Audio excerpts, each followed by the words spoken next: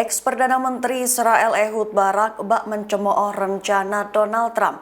Adapun rencana Trump itu adalah mengambil alih Gaza dan memilikinya serta pemindahan paksa warga sipil. Dengan begitu Barak menyebut bahwa rencana Trump itu lebih mirip balon percobaan dan sebatas fantasi semata. Mengutip Tribun News pada 7 Februari, hal itu diutarakan oleh Ehud Barak lewat radio Angkatan Darat Israel beberapa waktu ini. Lebih tepatnya, Ehud Barak menyatakan bahwa rencana Trump lebih mirip balon percobaan atau mungkin upaya untuk memberi sinyal dukungan terhadap Israel.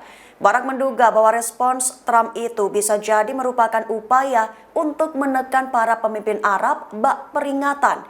Selain itu, Ehud Barak juga menyebut bahwa rencana Trump hanya sebuah fantasi semata. Artinya Barak menganggap rencana Trump itu tidak realistis atau tak akan menemui kenyataan berhasil.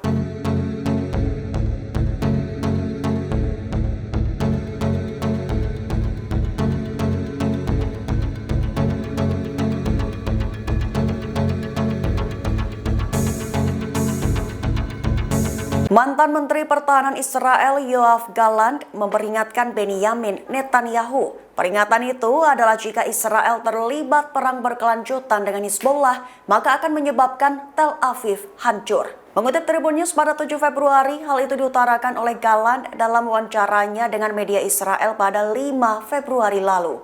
Lebih tepatnya, Gallant menyatakan bahwa Netanyahu khawatir jika terus menghadapi Hizbullah di Lebanon. Lantaran pihaknya meyakini jika konfrontasi berkelanjutan dengan Hizbullah terjadi, maka akan menyebabkan kehancuran di Tel Aviv.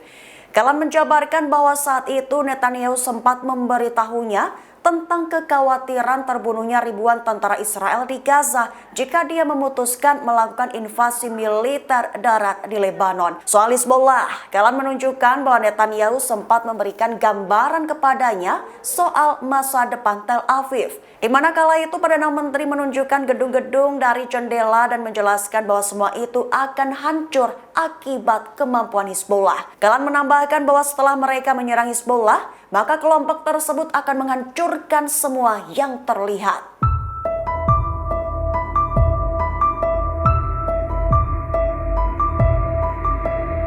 Tepi barat dikabarkan akan berpotensi berubah menjadi Gaza kedua. Lantaran menurut berita terbaru, tentara Israel mulai memperketat cengkeraman di Jenin dan Tulkarim. Mengutip Palestine Chronicle pada 7 Februari, hal itu diumumkan oleh sumber utama Al Jazeera pada 6 Februari kemarin.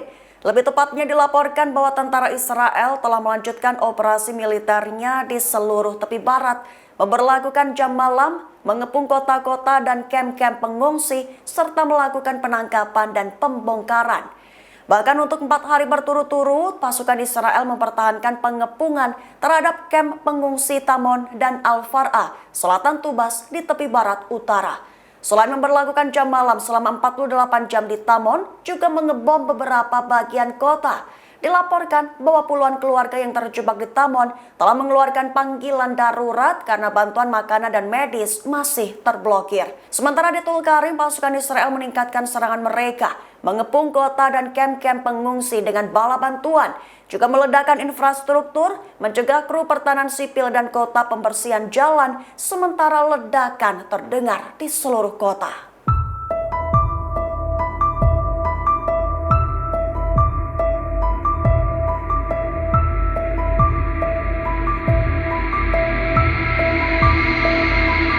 Tentara Israel yang berada di dalam kendaraan tempur militer menjadi korban ledakan IED milik Brigade Jenin di tepi barat. Mengutip Al Mayadin pada 7 Februari, kabar itu diumumkan oleh pejuang perlawanan Palestina pada 7 Februari waktu setempat. Lebih tepatnya, Brigade Jenin mengumumkan bahwa mereka telah menargetkan rampur Israel di Jenin tepi barat pada Jumat pagi. Sayap militer Jihad Islam Palestina di Jenin itu mengatakan bahwa para pejuang Silat Al-Harithiyah meledakkan alat peledak, menargetkan kendaraan militer Israel dan mengakibatkan jatuhnya korban jiwa. Senada media Palestina melaporkan ledakan besar terdengar di Jenin Barat di pintu masuk kota Silat Al-Harithiyah. Perlu diketahui ledakan itu terjadi saat Israel juga melanjutkan agresinya terhadap kota Jenin, Tulkarim, dan Tubas di tepi barat utara selama lebih dari 2 minggu. Bahkan serangan Israel itu sudah menyebabkan 29 orang tewas, puluhan orang terluka, dan ribuan warga Palestina mengungsi.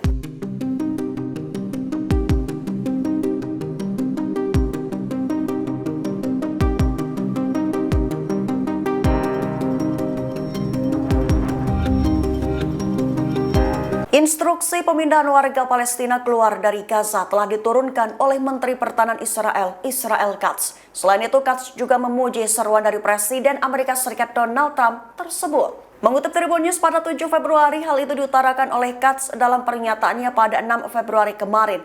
Lebih tepatnya, Katz telah menginstruksikan militer Israel untuk menyiapkan rencana pemindahan sejumlah besar warga Palestina untuk keluar dari Gaza melalui jalur darat, udara, bahkan laut.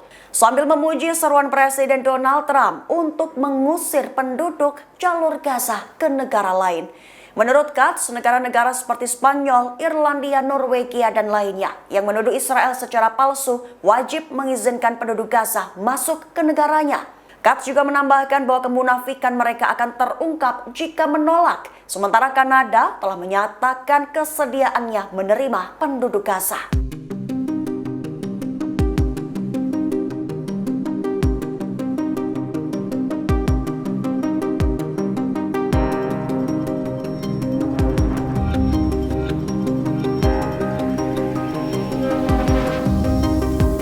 Kolombia bak beri pukulan keras kepada Presiden Amerika Serikat Donald Trump. Alih-alih ke Amerika, Kolombia justru perkuat hubungan dagang dengan Tiongkok. Mengutip Tribun News pada 7 Februari, kabar itu diumumkan oleh pihak Kolombia pada Kamis 6 Februari kemarin. Lebih tepatnya, Kementerian Perdagangan Kolombia mengumumkan rencana untuk meningkatkan hubungan perdagangannya dengan China, terkhusus dalam membangun rute pengiriman baru ke Shanghai. Disebut memperdalam hubungan ekonomi dengan negara kekuatan Asia itu di tengah ketegangan yang sedang berlangsung dengan Presiden Donald Trump. Lebih jelasnya, Kolombia mengumumkan rute pelayaran baru ke Shanghai, memperkuat hubungan dagang dengan China tak lama setelah perselisihan dengan Trump. Adapun rute baru itu akan menghubungkan pelabuhan Pasifik Buenaventura ke Shanghai melalui pelabuhan besar Shanghai yang didanai Tiongkok di Peru. Sementara itu, Duta Besar Beijing untuk Bogota, Zhu Jingyang, menyambut baik langkah tersebut, menyebutnya sebagai kabar baik bagi perdagangan antara Tiongkok dan ekonomi terbesar keempat di Amerika Latin. Adapun Menteri Perdagangan Kolombia Luis Carlos Reyes menggambarkan inisiatif itu sebagai langkah besar dalam memperkuat hubungan antara kedua negara.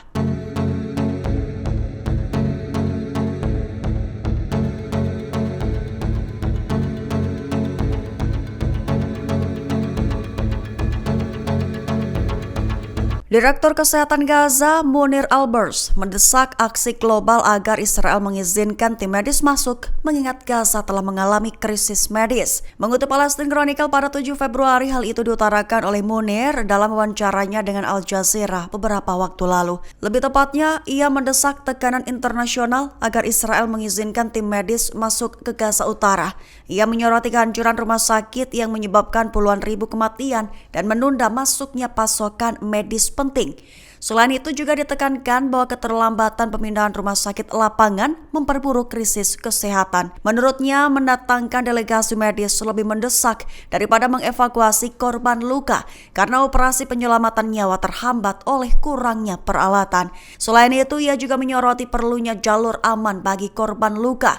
Lantaran hanya sedikit dari 300 korban yang dijanjikan dapat dievakuasi setiap hari dan banyak diantaranya adalah anak-anak, bukan korban utama. Albers menggambarkan situasi di Gaza Utara sebagai bencana kemanusiaan lebih buruk daripada dampak langsung dari perang. Kurangnya layanan medis telah mengakibatkan kerugian yang sangat besar.